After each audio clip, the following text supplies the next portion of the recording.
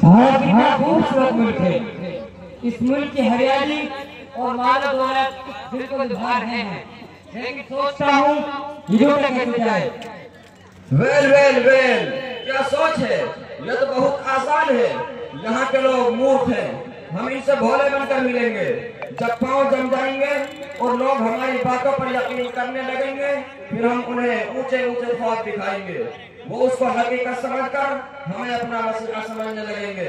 इस तरह हम इस मुल्क को लूट लेंगे। ओके ओके, चलो फिर सबसे पहले उनके गवर्नर के पास चलते हैं।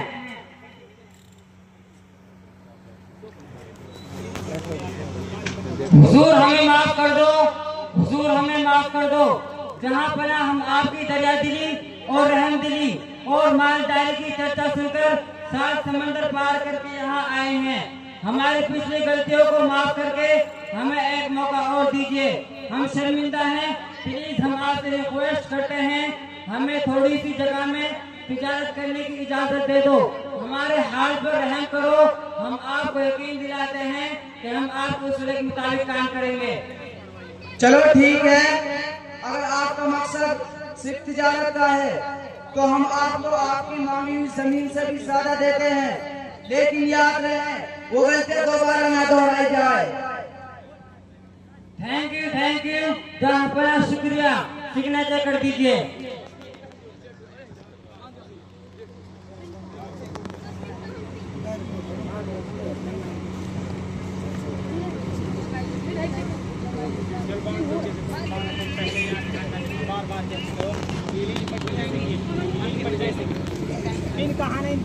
तोहफा हमारी तरफ से आपके लिए है।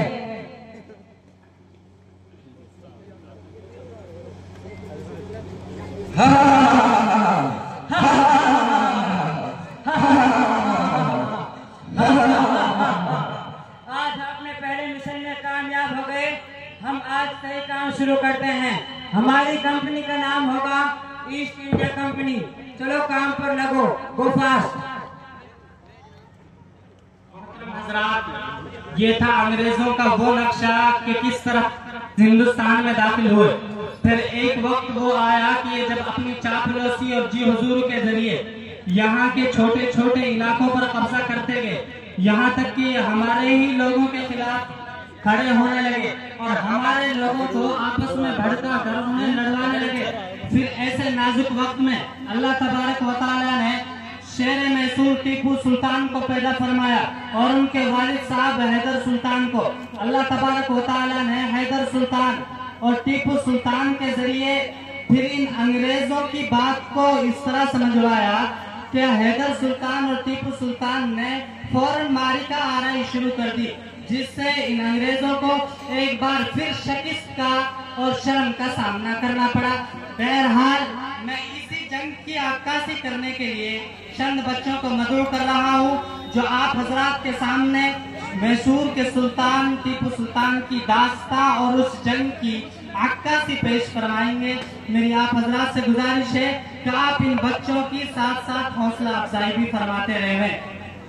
इसका नक्शा यूँ होगा कि एक तरफ हैदर सुल्तान जो मैसूर के सुल्तान हैं वो बैठे हुए होंगे और उनकी मीटिंग होगी, तो दूसरी तरफ अंग्रेज मशवरा करेंगे और उनकी मीटिंग होगी। उसके नतीजे में अंग्रेज ये नतीजा निकालेंगे कि आज टीपू सुल्तान को मार भगाना है और हमें इंडिया पर कब्जा करना है, लेकिन नतीजा कुछ नहीं निकलता सिवाय इसके कि अंग्रेज को ही हार का सामना करना पड़ता है। बहरहाल मैं उन बच्चों से गुजारिश करता हूँ, मोहम्मद सुहेल जुरेड़ा और अजमाइन रुपैडी को, कि वो आए और अपने प्रोग्राम को सामीन के सामने एक अच्छे तरीके से पेश करवाएं।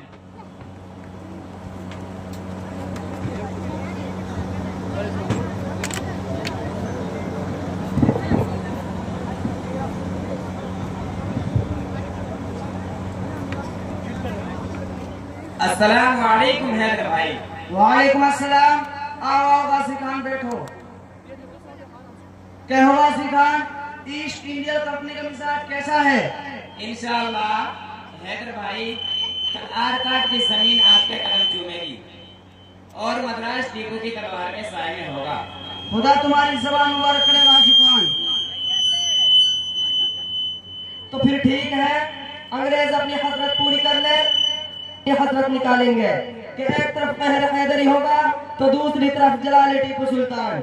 माशाअल्लाह, अब हमें ये फिक्र नहीं है कि हमारे बाद टीपू का क्या होगा। टीपू की रगों में हमारा खून है और वो मैसूर की आजादी की जमानत है। हुजूर, मेरा मन तो टीपू सुल्तान की हृदय में लगा है। क्या युद्ध करते हैं, अल्लाह ने बुरी नजर से बचाए। जवान होकर तो उर्मी महावीर बनेंगे।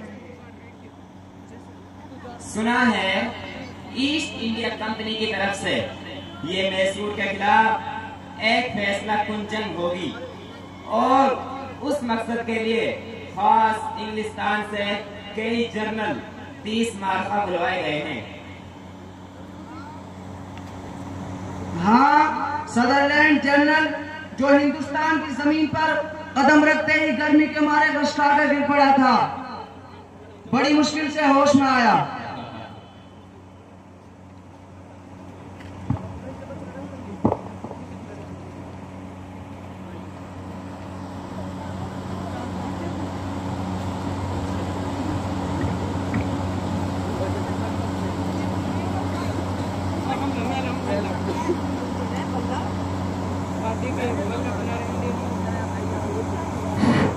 देखिए सर, जब भी हमने माइंड अकलमंदी या जुल्म जबरदस्ती से काम लिया या उनको आपस में लड़वाया तो उन्हीं लोगों ने हमारे सामने हथियार डाल दिए। लेकिन सर, उस हैदर अली की बात और कुछ है, उस पर हमारी कोई भी तरकीब काम नहीं करती। उसकी तलवार हमेशा हमसे ऊंची रही है और उसके सिपाही और मैसूर के आवाम, हिंदू हो या मुसलमान, सब उसके एक ही इशारा जान देते हैं।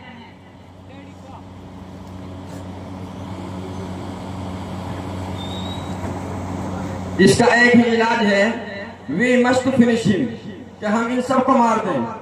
हैदर अली का एक बेटा है टीपू सुल्तान।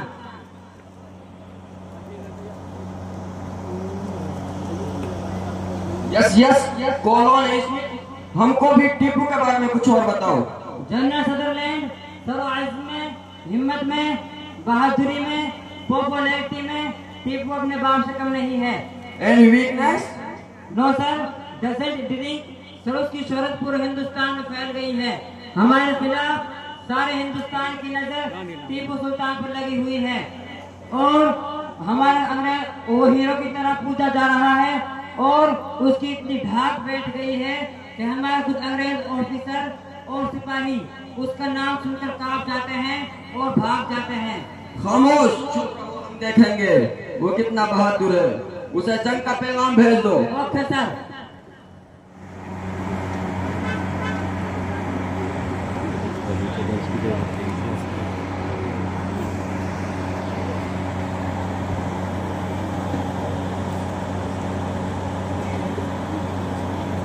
शहजादा मैसूर टीपू सुल्तान जनरल सदरलैंड की तरफ से पैगाम है, आप हथियार डाल दें, नहीं तो आपको हार का सामना करना पड़ेगा।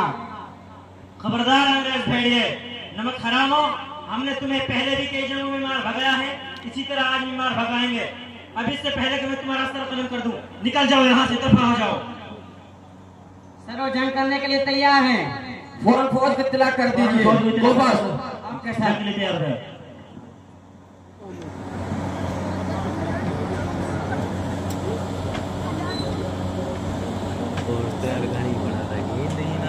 हाँ, तैयार घणी घर प्रोग्राम तो प्रसाद सो ओनली देखो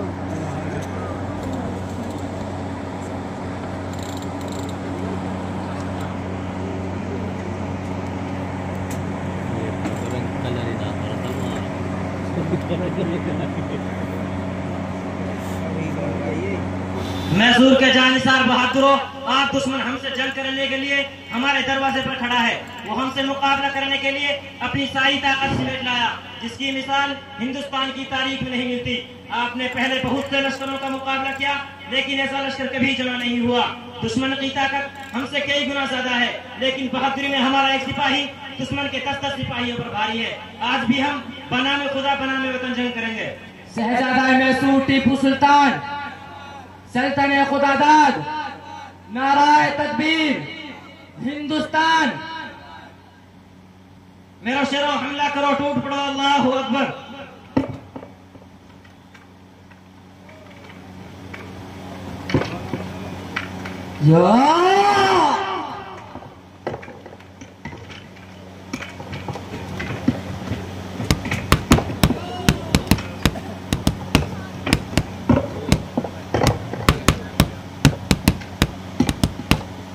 हिंदुस्तान गुप्त, हम तुम्हें दोबारा देखेंगे, हम दोबारा आएंगे।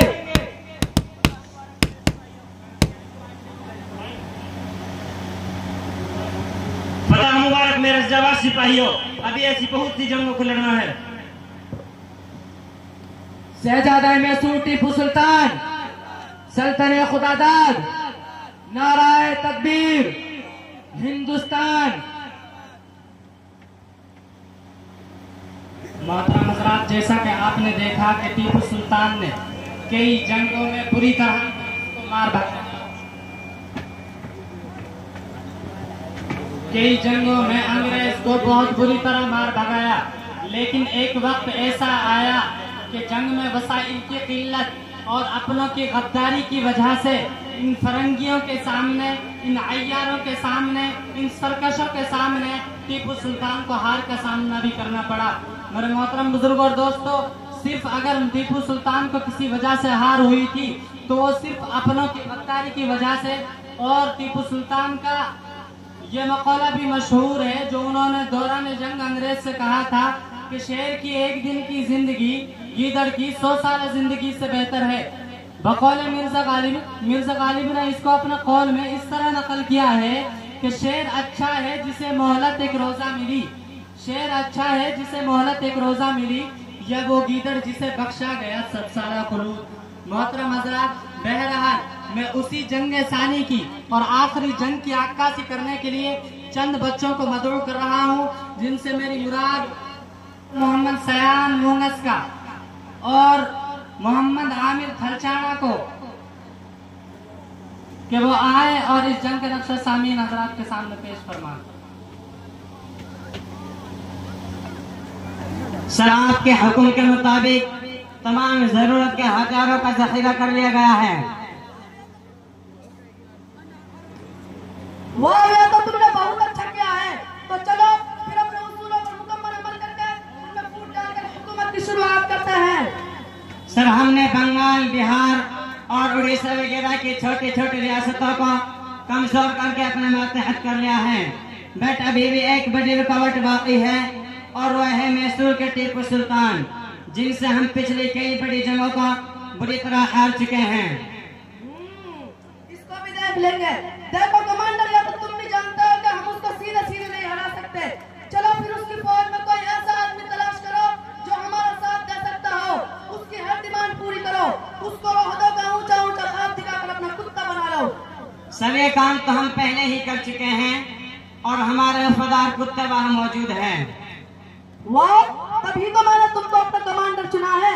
चलो फिर टीपू को ये पैगाम भेज दो, या तो अपनी हुकूमत हमारे हवाले करे और अपनी जान बचाए, या वो जंग के लिए तैयार हो जाए। Okay sir.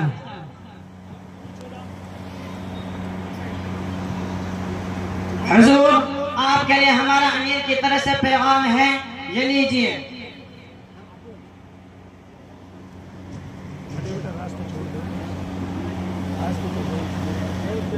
खबरदार, तुम्हारी इतनी हिम्मत, शक्ल से गोरा करके कोरे अंग्रेजी कुत्ते, जाओ अपने अमीरों को पैगाम पहुंचा दो कि हमारा मुल्क हम अपनी जान से भी ज्यादा अजीज है।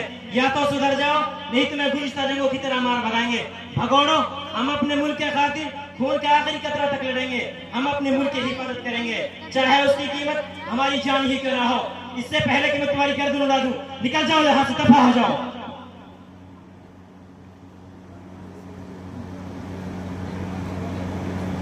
समझ के बाद समझ में नहीं आई और जंग करना चाहते हैं तो ठीक है, फिर उनकी फौज में मौजूद हमारे गुलाम लोगों को समझा दो कि क्या क्या करना है। उनसे कहो कि सुल्तान का हथियारों की जगह मिट्टी भर दे, और जब हम मौका पर पहुंच जाए तो अंदर से हमारा साथ दे। फौरन अपनी फौज को इत्तला कर दो। Okay sir. टीपू, अगर तुम लोग अक्लमंद होते तो आज हम शान से इबादत करते। हमको तुम्हारे मजहब की जरूरत नहीं, अब तो तलवार ही फैसला करेगी। मेरे नौजवान बहादुरों, कान लगाकर सुन लो, हम अपने मुल्क को इन गौरों के हवाले कभी भी नहीं करेंगे। हम जान दे देंगे लेकिन इन गौरों के हवाले वतन नहीं करेंगे। शहजादा मैसूर टीपू सुल्तान, सल्तने खुदादार, नाराए तकबीर, हिंदुस्तान। मेरा शेरों, हमला करो, टूट पड़ो, अल्लाहु अकबर।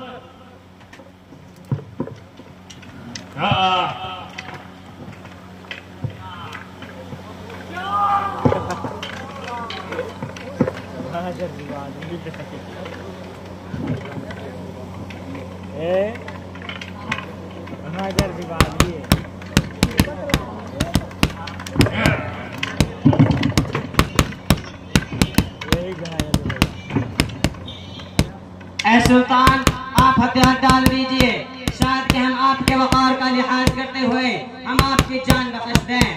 कान खोल कर सुन लो, शेर के एक दिन की जिंदगी गीदड़ की 100 साल जिंदगी से बेहतर है। हम लोग शेर की तरह जिए हैं और शेर की तरह लड़कर मरना पसंद करेंगे, लेकिन हम हथियार नहीं डालेंगे।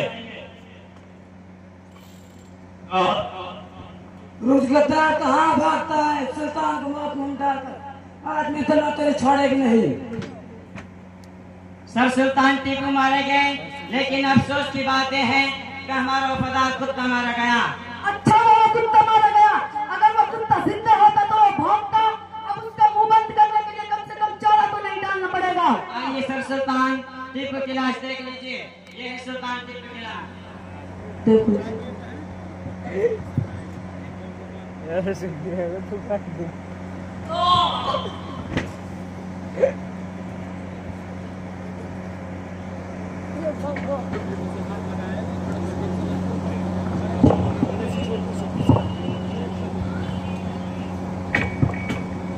तमाम लोग ध्यान से सुन लो, आज से हिंदुस्तान हमारा है, अब कोई रुकावट नहीं है।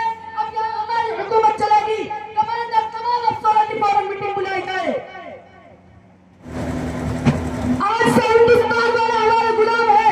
जो कोई भी हमारी हुकूमत के खिलाफ आवाज उठाए उसे गोली मार दो, जो हाथ लगा उसे गुलाम बना लो, टैक्स 2 गुना कर दो, और जब टैक्स अदा न करे उसे सबके सामने मार दो।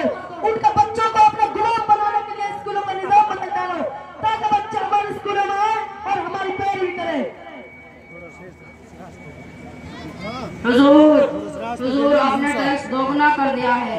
जनाब, हमारे पास अपने बच्चों को खिलाने के लिए कुछ भी नहीं, इसलिए हम टैक्स अदा नहीं कर सकते। सर, हम पर रहम करें। तुम टैक्स अदा नहीं करोगे, टैक्स तो तुमको नहीं पड़ेगा। जनाब, मेरे बच्चे भूख से मर जाएंगे।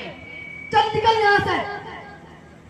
मोहतरम, ये थी वो जंग जिसमें सुल्तान टीपू अपनों की गद्दारी की वजह से मारा गया। किसी शायर ने क्या खूब कहा है कि मर गया मिस्दाक भी सुल्तान टीपू की तरह, कि मर गया मिस्दाक भी सुल्तान टीपू की तरह, देखकर हम राज अपना दुश्मन जानी के साथ। मोहतरम हजरात, ये सिलसिला सिर्फ यहीं तक खत्म नहीं हुआ। अंग्रेज ने बच्चों के स्कूलों का निजाम बदल डाला ताकि यहाँ के बच्चे वो तालीम सीखें जो हम सिखलाना चाहें। यहाँ का टैक्स 2 गुना कर दिया। अंग्रेज ने चप्पे चप्पे पर अपने रहबर, अपने रहनुमा, लीडर, अपने कमांडर तैयार कर खड़े कर दिए।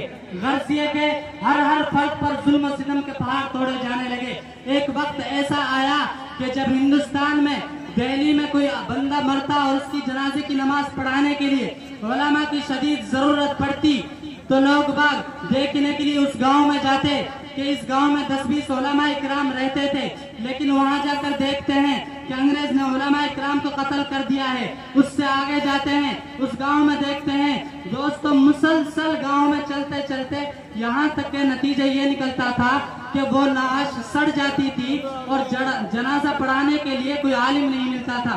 बहरहाल इसी जुल्म सितम की एक कड़ी को आप हजरात के सामने लाना जा रहा हूँ, जिनसे मेरी मुराद मोहम्मद एहसान लिंगा है। वो आए और इसकी अक्कासी कर बताएं। पापड़े पापड़े पापड़े, आ जाओ भाई, ले जाओ। पापड़े पापड़े, आ जाओ भाई, ले जाओ। नाज सो दुआ बार। पापड़े पापड़े पापड़े,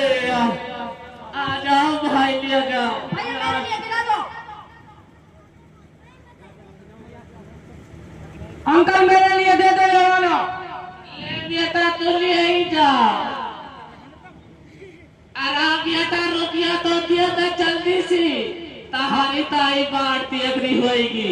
हम अंग्रेज के बच्चे, हम पैसे नहीं देते बुढ़े। तहारी ऐसी कम तेसी मैं बताऊं तमन्ने सुना न छोड़ूंगा ना अगली ना पिनौड़ी तक भी।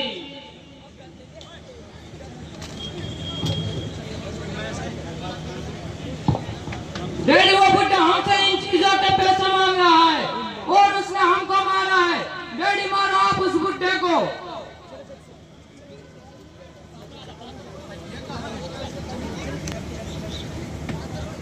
ए बुढ़े, तुम हमारे बच्चे से रुपये मांगते हो। कुत्ते, मैं बताता हूँ तुम्हें तुम कैसे पैसे कमाते हो। तुम हमारे गुलाम हो। अरे बेटा मैंने ना मारा तेरा बाड़ा तो भाई तू मत दे रुपया अपन मुझे सब उठा पे रहम कर। नहीं कमीने, आज तो तू मेरे हाथों से मरेगा। आराम मार दियो,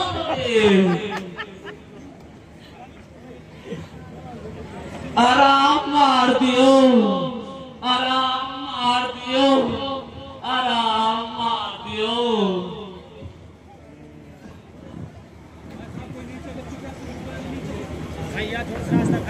ऑर्डर ऑर्डर ऑर्डर, खामोश, कार्रवाई शुरू की जाए।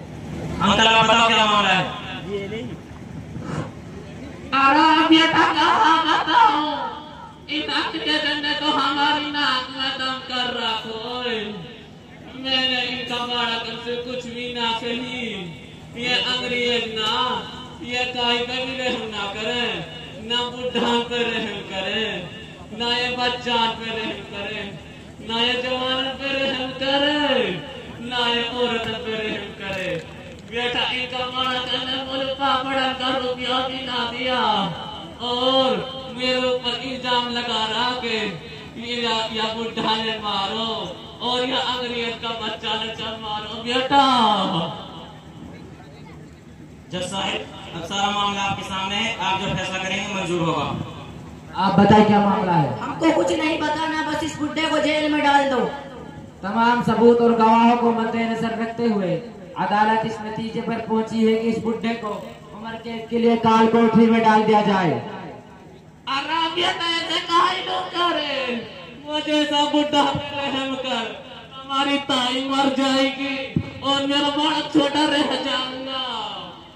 मोहतरम हजरात, ये था वो दर्द भरा मंजर जब अंग्रेज तिजारत करने वालों पर, हमारे बुजुर्गों पर, हमारी औरतों और बच्चों पर जुल्म और सितम के पहाड़ तोड़े जाने लगे।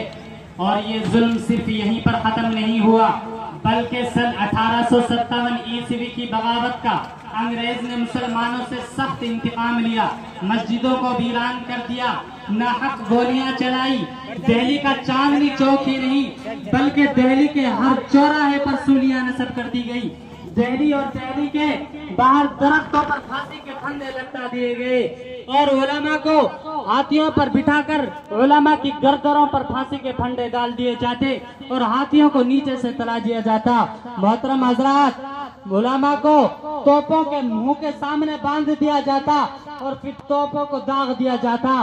फिर क्या होता, उलमा की गर्दनें और उलमा के जिस्म कागज के पुर्जों की तरह उड़ जाते। मोहतरम हजरात, बात सिर्फ यहीं पर खत्म नहीं होती, बल्कि अंग्रेज अपने जुल्म और अपने शर्मनाक लबो लहजे को इख्तियार करता है। दिल्ली के बादशाह बनाम अबू जफर सिराजुद्दीन को गिरफ्तार कर मुजरिम साबित कर और उन पर इल्जाम साबित करते हैं कि आपने 49 अंग्रेज औरतों और बच्चों को कत्ल करवाया है और बहादुर शाह जफर को कैद कर जिला वतन करके रंगून भेज देते हैं। इसी पर बहादुर शाह जफर ने कहा था कि कितना बदनसीब है जफर दफन के लिए, कि कितना बदनसीब है जफर दफन के लिए कि 2 गज जमी भी मिल न सकी कोई यार में। मोहतरम दोस्तों, मामला यहीं पर न रुका। जनरल सदरलैंड जो अंग्रेज कर्नल हुआ करता था, उसने सिर्फ इसी पर इक्तिफा नहीं किया बल्कि बहादुर शाह जफर के साहिबजादों के सर उतार कर उनके धड़ से सर अलग कर बहादुर शाह जफर के सामने बतौर दावत और बतौर तोहफा पेश किया और बहादुर शाह जफर से कहा गया कि आज आपकी दावत है, लेकिन कुर्बान जाऊं उस बादशाह पर उस बहादुर शाह जफर पर, उस मुगल खानदान की आखिरी कड़ी पर उनका जवाब यह था कि अल्हम्दुलिल्लाह मुसलमानों की और तैमूर खानदान की औलाद सुरखरू होकर इसी तरह अपने माँ बाप के सामने सर झुकाया करती है। मोहतरम हजरात, मैं इसी वाक़ये की अक्कासी करने के लिए एक बच्चे के लिए दावत देता हूँ, जिनसे मेरी मुराद मोहम्मद हसीन मठेपुर हैं, कि वो आए और बहादुर शाह जफर के इस वाक़ये की अक्कासी और नक्कासी कर कर आवाम का दिल जीतने की और उनको बतलाने की कोशिश करें। मोहतरम हजरात, मैं मदऊ करना चाहूंगा इस शेर के साथ। बहादुर शाह जफर का ही शेर है, सुबह तख्त नशी शाम को मुजरिम ठहरे, सुबह तख्त नशी शाम को मुजरिम ठहरे, हमने नसीबों को ऐसे भी बदलते देखा है। मोहतरम हजरात, अब सारा वाक़या आप हजरात के सामने उसकी अक्कासी की शक्ल में दिखाया जाएगा। ऑर्डर ऑर्डर ऑर्डर, गुलाम अब्बास बनामे अबू जफर मुलजिम को हाजिर किया जाए। मुलजिम सिराजुद्दीन, क्या तुम्हें ये सारे जज साहिबान अबूल है? हमें यह अदालत ही कबूल नहीं, यहाँ इंसाफ के नाम पर नाइंसाफी का तमाशा होता है। गुलाम अब्बास, मुलजिम को समझाइए कि अदालत से बात करने के तरीका नहीं है।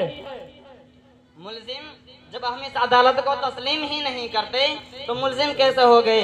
अगर तुम्हारे वतन पर कुछ एहसान फरामोश, नमक हराम, गैर मुल्की हमला करे और तुम्हारी मलिका विक्टोरिया को पकड़कर उस पर मुकदमा चलाएं, तो तुम उन नमक हरामों को ये हक दोगे कि वो मलिका विक्टोरिया को मलजूमा कहकर मुखातिब करें? What nonsense! ये एक फौजी अदालत है। मुलजिम आगे से इस बात का ख्याल रखिए, वकील साहब अदालत को मुलजिम का जुर्म सुनाया जाए। मुलजिम पर कंपनी सरकार के खिलाफ बगावत करने का और 49 अंग्रेज बच्चों और औरतों को कत्ल करने के वास्ते इल्जाम लगा हुआ है। इन जंजीरों का ये मतलब नहीं कि हम मुलजिम हो गए, बल्कि ये जंजीरें तुम्हारी नमक हरामी, एहसान फरामोशी, बदअहदी और जुल्म की निशानियां हैं। हम इस मुल्क के बादशाह हैं, हमें जिल्ले सुबहानी कहकर मुखातिब किया जाए। मुलजिम अबू जफर वल अकबर सानी साकिन लाल इला बादशाह दहली, तुम पर सरकार हिंद के खिलाफ बगावत करने और 49 अंग्रेज औरतों और बच्चों को कत्ल करने का जुर्म साबित हो चुका है। चूँकि सरकार हिंद मुलजिम जाबख्शी का वादा कर चुकी है, इसलिए फौजी अदालत मुलजिम अबू जफर सिराजुद्दीन मोहम्मद को उम्र कैद की सजा देकर जिला वतन करके रंगून का फैसला करती है। शाह साहिब, आज आपकी दावत है।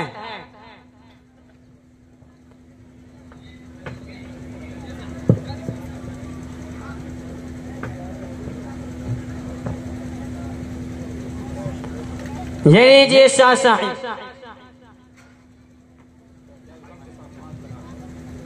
ये कमबख्त अंग्रेज आज इतना मेहरबान क्यों है?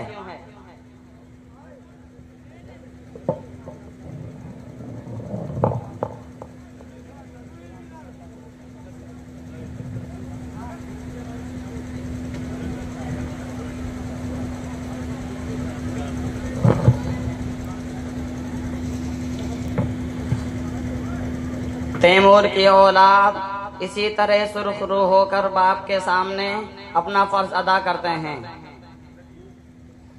लगता नहीं है दिल मेरा उजड़े यार में, लगता नहीं है दिल मेरा उजड़े यार में,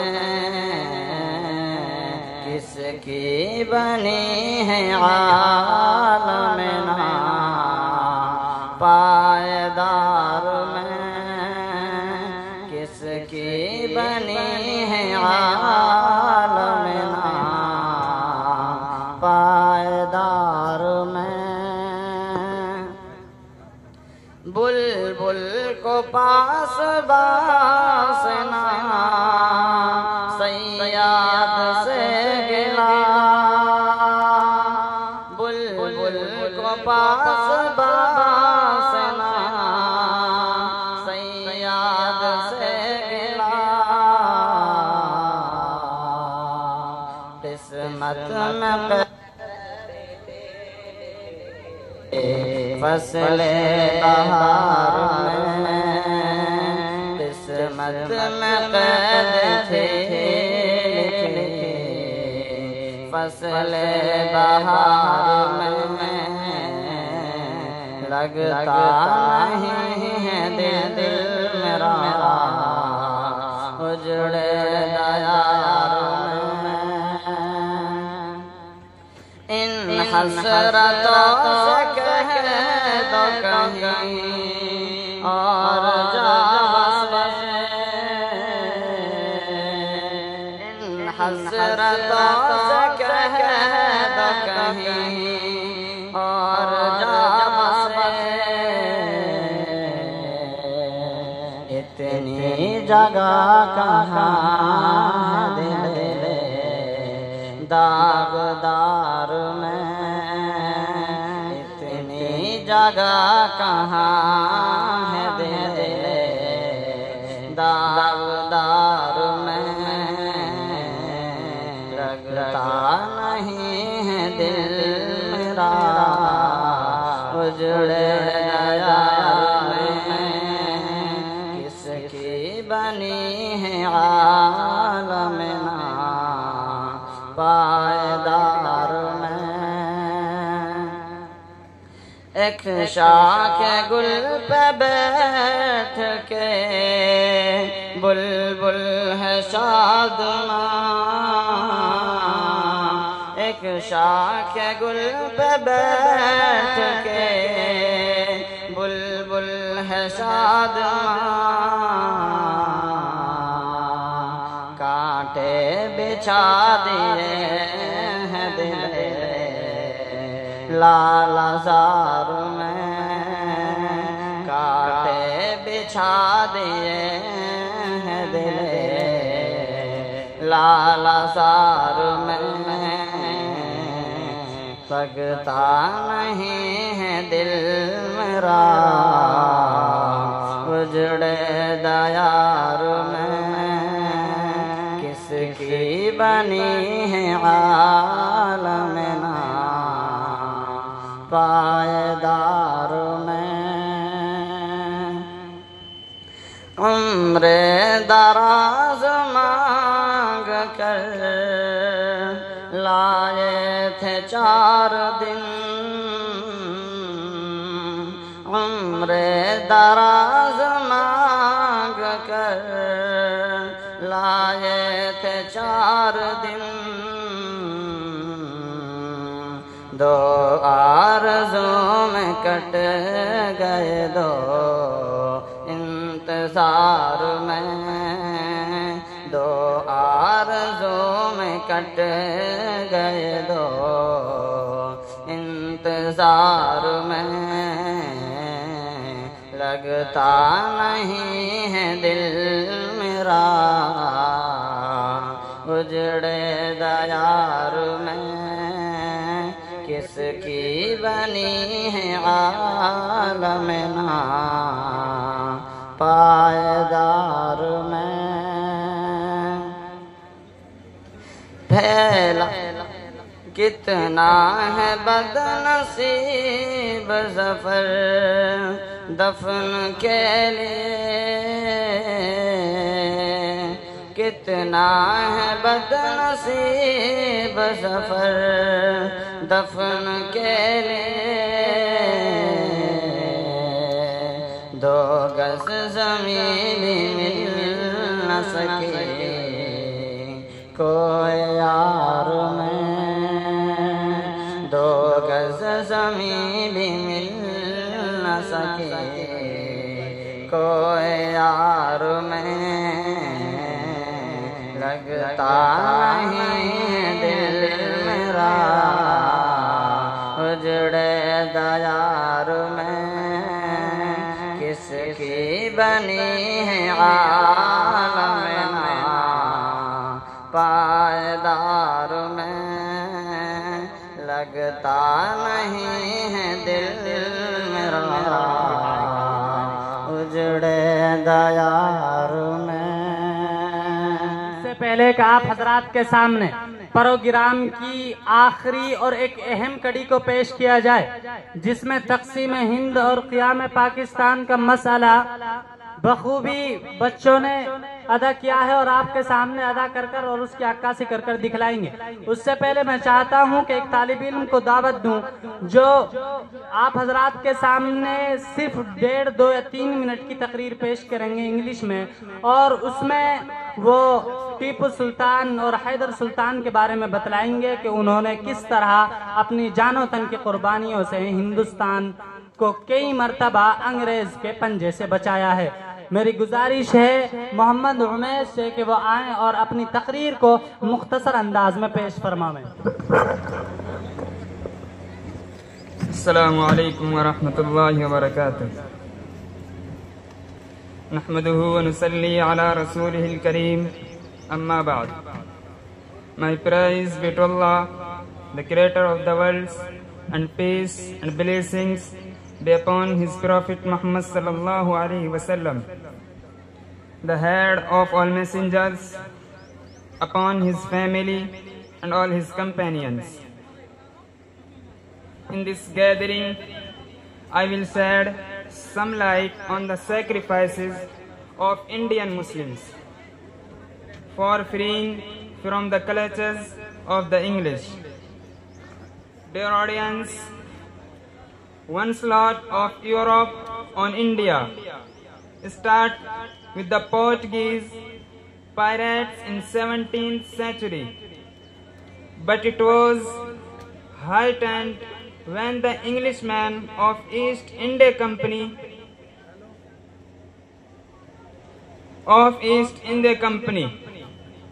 as traders established bases with an eye on India's wealth and land. Shah Waliullah Muhaddis Dahlavi 1762 was the first person who apprehended the danger. He chalked out a plan of complete revolution.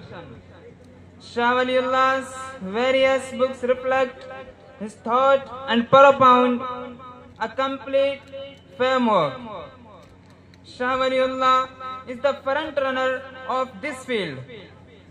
Later his sons and pupils furthered his mission. Meanwhile, the company began to expand its area. It resulted in a fierce fight between the company and Siraj-ud-Dawla in Plassey Benjar, 1757. मोहतरम हजरात, आप हजरात के सामने तक़सीम हिंद के मसले को पेश किया जाएगा कि किस तरह मुस्लिम लीग ने अपने ज़ाती मफाद के खातिर इस हिंदुस्तान और तक़सीम के बंटवारे को तस्लीम कर लिया और अंग्रेज़ों का ये ख्वाब पूरा कर दिया कि आपस में अलग अलग हो जाएं। बहरहाल मैं उसके लिए मदऊ करता हूँ मौलाना मोहम्मद कैस को कि वो तशरीफ़ लाएं अपने तमाम साथियों के साथ, और अपने कर रहा मिस्टर जिन्ना भी अभी तशरीफ़ लाते ही होंगे अपनी गाड़ी में। मेरी गुजारिश है कि भाई मिस्टर जिन्ना की गाड़ी को बहुत जल्द रवाना किया जाए, ताख़ीर हो रही है।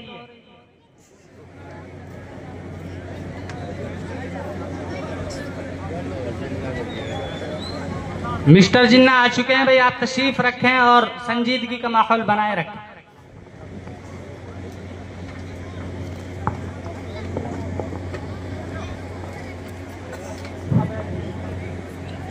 अस्सलामु अलैकुम।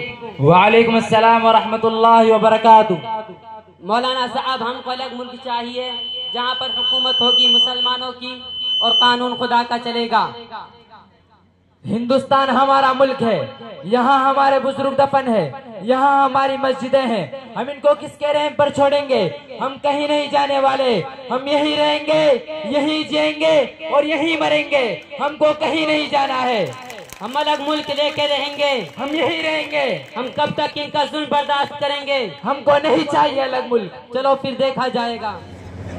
मैं प्यारा नजीर अहमद, कैमरामैन के शफीक अहमद के साथ आज की ताज़ा खबर 8 मई 1944 को तहरीक आजादी का अजीम लीडर और रहनुमा मिस्टर मोहनदास करमचंद गांधी को जेल से रिहा किया जा रहा है। कुछ देर में उनके मार्गदर्शन होंगे। कयाम पाकिस्तान के गर्मा गर्मी के मसले के दौरान वे जेल से रिहा होकर कांग्रेस के हेड ऑफिस पहुंचेंगे, जहां उनसे मिस्टर जिन्ना मुलाकात करेंगे।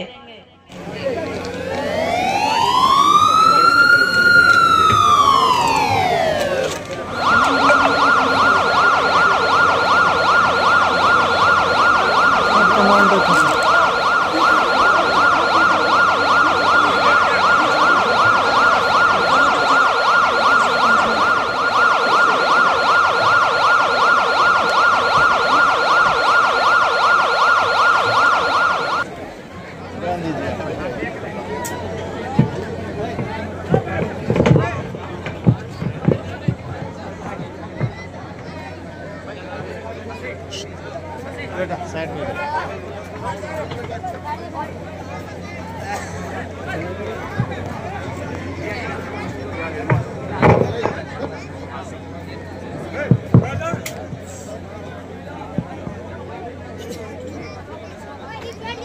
बिठा नीचे।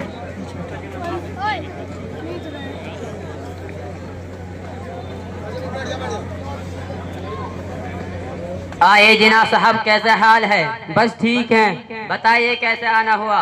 मिस्टर गांधी जी, ये तो आप भी जानते हैं कि हमारी मुफाहमत से ही आज़ादी का मसला हल हो सकता है और हमारे मुतालबा मनवाए बगैर हम मुफाहमत नहीं कर सकते। लिहाजा आपको हमारे दो मुतालबे मानने और मनवाने होंगे। पहला, आप सन 1942 के फैसले को वापस लें। दूसरा, आप क़याम पाकिस्तान को तस्लीम करें। जिना साहब, आप अच्छी तरह सोच लीजिए, इससे आपका कितना फायदा और कितना नुकसान है। हमने अच्छी तरह सोच लिया है, आप तैयार रखना।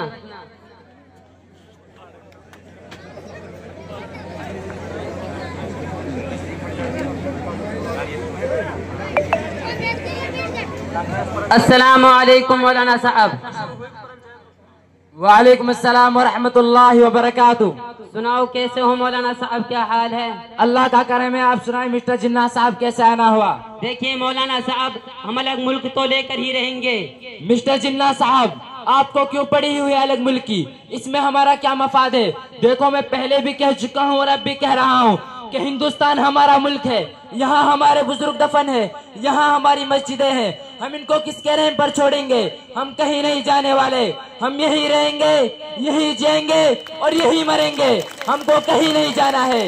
देखिए मौलाना साहब, जब हम आपस में फैसला नहीं कर सकते तो अपने इस मसला तकसीम वतन को कांग्रेस वर्किंग कमेटी के हवाले करते हैं। वो जो भी फैसला करेंगे हमको मंजूर होगा। ठीक है।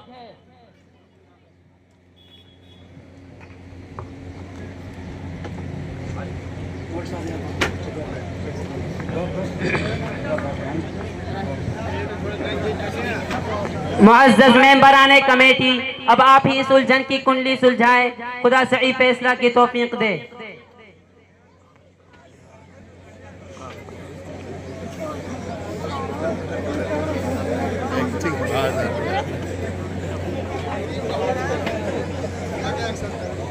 पत्रकार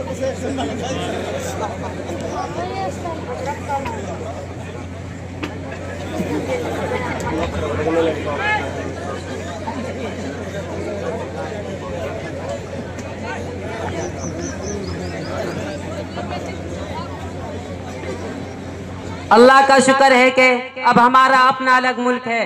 अब जिसको आजाद रहना है वो हमारे साथ आए और जिसको गुलाम बनकर रहना है वो जहाँ चाहे जाए। हिंदू हिंदू हिंदुस्तान, मुस्लिम भागो पाकिस्तान। हिंदू हिंदू हिंदुस्तान, मुस्लिम भागो पाकिस्तान। नहीं, ऐसा नहीं है, गलत बात है। हिंदुस्तान हम सब का मुल्क है। हम किसी को इस तरह बेदखल नहीं कर सकते। हम सभी आपस में भाई भाई है। बैठ जाओ। रुको भाई, तुम लोग कहाँ जा रहे हो? अपने मुल्क को छोड़कर कहाँ जा रहे हो? यहाँ आपकी मस्जिद है। ऐसा ना कीजिए, ऐसा ना कीजिए, ऐसा ना कीजिए।